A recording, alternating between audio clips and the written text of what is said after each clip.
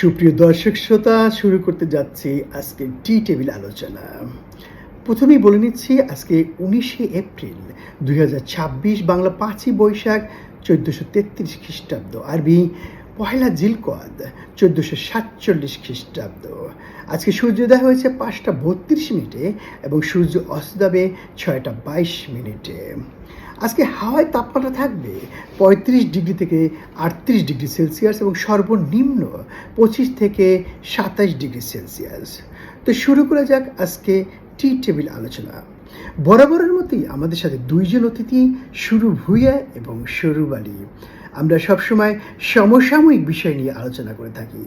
তো আমরা এখন চলে যাব সরাসরি প্রশ্নোত্তর পর্বে। শুরুতেই আমি প্রশ্ন করব শুরু ভূঁইয়ার কাছে। শুরু ভূঁইয়া, বর্তমান সরকারের 2 মাস পূর্তি হয়েছে তাদের শাসন আমল। ঠিক এই মুহূর্তে আমরা দেখলাম যে বিশ্ববিখ্যাত টাইম ম্যাগাজিনে এটি সংবাদ প্রচার হয়েছে, যেখানে বিশ্বের প্রভাবশালী নেতাদের মধ্যে অর্থাৎ শাসকের মধ্যে তারেক রহমান অন্যতম। আমরা জানি যে বিশ্বের জনসংখ্যার দিক থেকে 8তম দেশ হচ্ছে বাংলাদেশ। এই দেশে যদি কোনো শাসক বা প্রধানমন্ত্রী হয়, নিশ্চয়ই সে প্রভাবশালী। কিন্তু আমার প্রশ্ন হলো যে টাইম ম্যাগাজিন এত দ্রুত কেন এরকম একটা সংবাদ প্রচার করলো? কারণ আমরা দেখেছি শেখ হাসিনার সময় এরকম সংবাদ প্রচার হয়েছিল যে বিশ্বের প্রভাবশালী প্রধানমন্ত্রী। ঠিক এই মুহূর্তে টাইম ম্যাগাজিন 2 মাস না যেতেই এরকম একটি সংবাদ প্রচার করলো। যাই হোক, আমরা এই প্রসঙ্গে যাব না।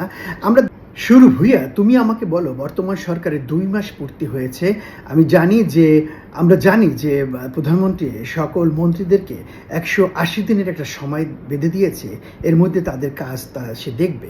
কিন্তু এরই মধ্যে নানান অসঙ্গতি আমরা দেখতে পাচ্ছি। বিশেষ করে হামের টিকা নিয়ে অনেক শিশু মারা গিয়েছে, যদিও প্রধানমন্ত্রী এই বিষয়টা অন্য সাবেক সরকারের উপরে বলেছেন যে তারা নিয়মিত টিকা দেননি।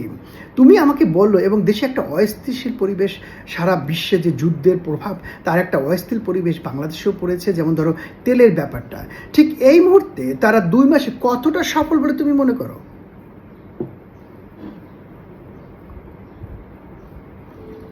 সরকারের সাফল্য ও ব্যর্থতা নিয়ে এখনই চূড়ান্ত মন্তব্য করা একটু আগাম হয়ে যাবে।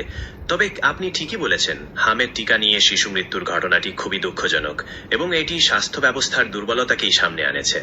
অন্যদিকে আন্তর্জাতিক বাজারের অস্থিরতার কারণে জ্বালানি তেলের দাম বাড়ানোর ফলে নিত্যপণ্যের দাম বেড়ে সাধারণ মানুষের কষ্ট বেড়েছে, এটাও সত্যি। প্রধানমন্ত্রী 180 দিনের যে সময়সীমা দিয়েছেন, তার মধ্যে সরকার কতটা সফল হতে পারবে তা জানতে আমাদের আরেকটু অপেক্ষা করতে হবে। আপনি নির্দিষ্ট কোনো খাতে সাফল্য বা ব্যর্থতা নিয়ে জানতে চান কি? না, তুমি ঠিকই বলেছো, আমাদের আরো ধৈর্য ধরতে হবে। কারণ 2 মাসে একটা সরকার কী বা করতে পারে? 2 মাস তো দপ্তর ঠিক করতেই লাগে। কিন্তু একথাও সত্যি যে স্বাস্থ্যমন্ত্রী বেশ চাটুকারিতে করতেছে, যেখানে প্রধানমন্ত্রী নিজেই তাকে সাবধান করে দিয়েছে চাটুকারি না করার জন্য। আমরা দেখেছি উনি ইতিমধ্যে সাবেক প্রধানমন্ত্রী বেগম খালেদা জিয়ার গৃহপরিচারিকা ফাতেমার ভাতিজিকে দেখতে হসপিটালে গিয়েছেন। ভালো, সেটা খারাপ না, কিন্তু এরকম ফাতেমা তো বাংলাদেশের লক্ষ লক্ষ রয়েছে। যাই হোক, আমরা চলে যাব পরবর্তী প্রশ্নে। এবার আমার প্রশ্ন সরুব আলীর কাছে। সরুব আলী, আমরা দেখতে পাচ্ছি বিএনপির অভ্যন্তরণে ব্যাপক ধরনের অসন্তোষ, মানে পদবঞ্চিতরা বা যারা সাবেক প্রধানমন্ত্রীর সাথে ছিল তারা অনেকেই হয়তো সুযোগ সুবিধা বা পদ পায়নি। ঠিক এরকম একজন ব্যক্তি ওয়াহিদুর নবী, যে কিনা স্কোয়াড লিডার বাংলাদেশ এয়ারফোর্সে ছিল এবং স্বনামধন্য পাইলট, যে কিনা হাসিনা রোশনের পরে চাকরিচ্যুত হয়েছিল এবং পরবর্তীতে সে ইউনাইটেড এয়ারেও যোগ দিয়েছিল। কিন্তু সে ছিল প্রধানমন্ত্রী বেগম খালেদা জিয়ার একজন নিরাপত্তা কর্মী। সে লাস্ট যখন খালেদা জিয়া যেদিন জেলে যায়, সেদিনও সে সামনের সিট মানে দরজায় ঝুলে গিয়েছে গুলশান থেকে, আমি নিজে দেখেছি। সে একটি মন্তব্য করেছে, দেখলাম যে সে বলছে যে হাইব্রিড নেতাদের দিয়ে দেশ চালালে 1.5 বছরও টিকবেন না।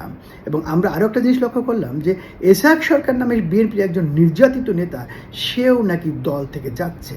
ঠিক এরকম একটা মুহূর্ত বিএনপির মধ্যে চলছে। যাক, আমরা সেই প্রসঙ্গে যাব না। এবার তুমি আমাকে বলো সরুব আলী, যে আমরা দেখছি যে জনাব নুরুল হক নুরু, যে কিনা একজন মন্ত্রী, তার ওয়াইফ একটা স্ট্যাটাস দিয়েছে, সেখানে তিনি লিখেছেন যে সাবেক সরকার যেভাবে কোঠা আন্দোলনের শর্ত পূরণ না করে গিয়েছেন, ঠিক আপনারাও যাবেন গণভোটের রায় না মানার কারণে। এ ব্যাপারে উনি কি ইঙ্গিত করেছে, মানে গণভোটের রায় না মানলে এই সরকার পড়ে যাবে? যদিও নুরুল হক নুরু প্রথমেই সফল, কারণ উনি যে দোকানটা খুলেছে রাজনৈতিক, সেই দোকান খুলেই উনি একটা মন্ত্রিত্ব পদ পেয়েছেন, যেটা কিনা বিএনপির মতো একটা দলও 18 বছর সংগ্রাম করেছে, তার সেটা করতে হয়নি। তুমি কি মনে করো নুরুল হক নুরুর বোর এই স্ট্যাটাসের কারণটা কি? আমি মনে করি তার স্ত্রীর স্ট্যাটাসটা আসলে একটা সরাসরি রাজনৈতিক সতর্কবার্তা। তিনি হয়তো ইঙ্গিত দিচ্ছেন যে আগের সরকার যেভাবে গণবিপ্লব বা গণরায়ের প্রতি গুরুত্ব না দিয়ে পড়েছিল, এই সরকারও একই পথে গেলে বিপদে পড়তে পারে। আসলে এটা একটা হুঁশিয়ারি যে ক্ষমতা ধরে রাখতে হলে জনগণের সমর্থন খুব জরুরি, আর সেই সমর্থন না পেলে সরকার পড়ে যেতে পারে।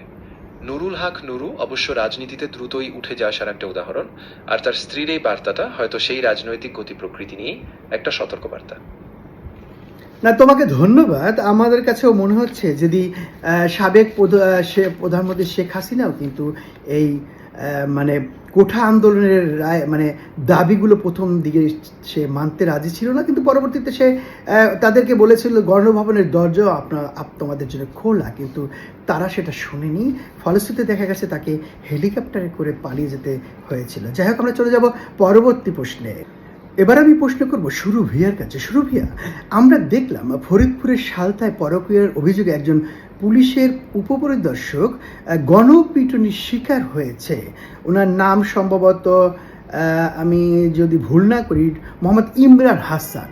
আমরা অ্যাকচুয়ালি পুলিশের কাজ হচ্ছে জনগণের নিরাপত্তা দেওয়া।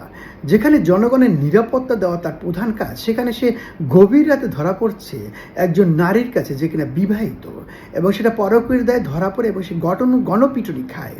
কি তুমি কি আমাকে বলবে যে একজন পুলিশ অফিসার, যার কিনা দায়িত্ব হচ্ছে জনগণের আইন শৃঙ্খলা রক্ষা করার দায়িত্ব, কিন্তু সে গভীর রাতে পরকীয়া দায়ে ধরা পড়ছে এবং গণপিটুনি খাচ্ছে, এ দ্বারা আমরা পুলিশের কাছে কি আশা করতে পারি? তুমি কি আমাকে এ ব্যাপারে কিছু বলবে? আপনি একদমই ঠিকই বলেছেন। পুলিশের ওপর সাধারণ মানুষের আস্থা থাকাটা খুবই জরুরি। একজন পুলিশ কর্মকর্তার এমন আচরণ, বিশেষ করে যখন তার দায়িত্ব আইন শৃঙ্খলা রক্ষা করা, তা সাধারণ মানুষের মনে প্রশ্ন তোলে। পরকীয়া, যা সামাজিকভাবে নিন্দনীয় এবং পারিবারিক শৃঙ্খলা নষ্ট করে, তাতে জড়িয়ে পড়াটা নিঃসন্দেহে অপেশাদার আচরণ। এর ফলে তার বিরুদ্ধে বিভাগীয় ব্যবস্থা নেওয়া হতে পারে যদি অভিযোগটি প্রমাণিত হয়। আপনি কি এই ঘটনাটি নিয়ে আরো কিছু জানতে চান? না, আমি এই বিষয়টি নিয়ে জানতে চাই না। এই ধরনের ঘটনা আমাদের সমাজে অহরহ হচ্ছে। আমি পুলিশের কাছ থেকে এই ধরনের ব্যাপার মানে ঘটনা আমি আশা করছি না। আমি আশা করব এ ব্যাপারে যথাযথ ব্যবস্থা নেওয়া হবে। এবার আমি প্রশ্ন করব সরুব আলীর কাছে। সরুব আলী, আমরা দেখলাম যে রাশেদ প্রধান নামে একজন রাজনৈতিক ব্যক্তি আমাদের প্রধানমন্ত্রী তারেক রহমান সম্পর্কে একটি বাজে ল্যাঙ্গুয়েজ ইউজ করেছে, যেটাকে বলা হয় কুলাঙ্গার।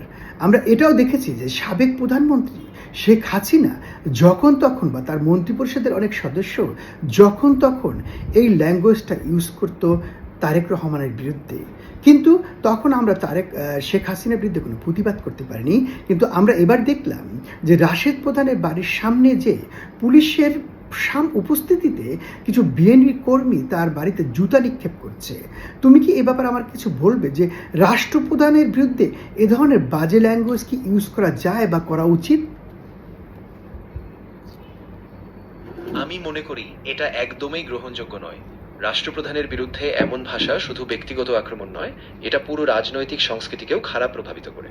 শেখ হাসিনা কিংবা তার মন্ত্রিপরিষদকে যেভাবে আগে নীরব থাকতে হয়েছিল, সেই পরিস্থিতি আর গ্রহণযোগ্য নয়। এমন ভাষার বিরুদ্ধে প্রতিরোধ হওয়া দরকার, কারণ এটি শুধু ব্যক্তির ওপর আক্রমণ নয়, এটি গণতন্ত্রের প্রতি সম্মানেরও প্রশ্ন তোলে। হ্যাঁ, তুমি ঠিকই বলেছ, কারণ শেখ হাসিনা তো একটি আইন পাশ করি এ ধরনের বাজে কথার বিরুদ্ধে, মানে তাকে যদি কেউ কিছু বলতো এর বিরুদ্ধে সেটা আইনই পাশ করেছিল। যাই হোক, আমরা চলে যাব পরবর্তী প্রশ্নে। দর্শক মণ্ডলী, এবার আমাদের নিয়মিত আলোচনা স্বাস্থ্য টিপস। আজকে আমরা আলোচনা করব প্রচণ্ড গরমে কি খেলে আমাদের শরীর ভালো থাকবে। এবার আমি প্রশ্ন করব সরু ভুইয়ার কাছে। সরু ভুইয়া, তুমি আমাকে বলবে যে এই গরমে, এই মুহূর্তে আমাদের দেশে প্রচণ্ড গরম পড়ছে, এই গরমে কি খেলে আমাদের স্বাস্থ্য ভালো থাকবে? ধরো এই মুহূর্তে আমাদের দেশে মৌসুমি ফল যেমন তরমুজ পাওয়া যাচ্ছে, আমরা মনে করি এই তরমুজ শরবত খাওয়া উচিত, লেবুর শরবত খাওয়া উচিত, অথবা যেসব শরবত বা যেসব জিনিস খেলে আমাদের স্বাস্থ্য ভালো থাকবে। তুমি কি আমাকে বলবে যে এই গরমে আমাদের এবং বাচ্চাদের কি খাওয়া উচিত? অবশ্যই গরমে আসলে হালকা আর হাইড্রেটিং খাবারই সবচেয়ে ভালো। তরমুজ দারুণ একটা অপশন, কারণ এতে প্রচুর পানি আর পুষ্টি আছে। তাছাড়া লেবুর শরবত, নারকেল পানি, কাঁচা লেবু দিয়ে পানি, এইগুলোও খুব উপকারী। আর শিশুদের জন্য ফলমূল যেমন পাকা কলা, কমলা বা দইয়ের মতো খাবার খাওয়ানো ভালো, কারণ এগুলো হজমে সহজ, শরীর ঠান্ডা রাখে আর রোগ প্রতিরোধ ক্ষমতাও বাড়ায়। হ্যাঁ, তুমি ঠিকই বলেছ। এই মুহূর্তে আমাদের খুব সচেতন থাকতে হবে, কারণ প্রতি বছরই আমরা দেখছি যে যখন প্রচণ্ড গরম পড়ে তখন একটা ডায়রিয়ার প্রকোপ দেখা দেয়, যেটা আমাদের অনেক বাচ্চাদেরকে অ্যাফেক্ট করে। ঠিক এই মুহূর্তে আমাদের উচিত যে এমন কিছু খাবার খাওয়া যাতে আমাদের স্বাস্থ্যটা ভালো থাকে। দর্শক মণ্ডলী, আজকে আমাদের আলোচনা এই পর্যন্তই। সবাই ভালো থাকবেন, সুস্থ থাকবেন। আজকে এই পর্যন্তই। আল্লাহ হাফেজ।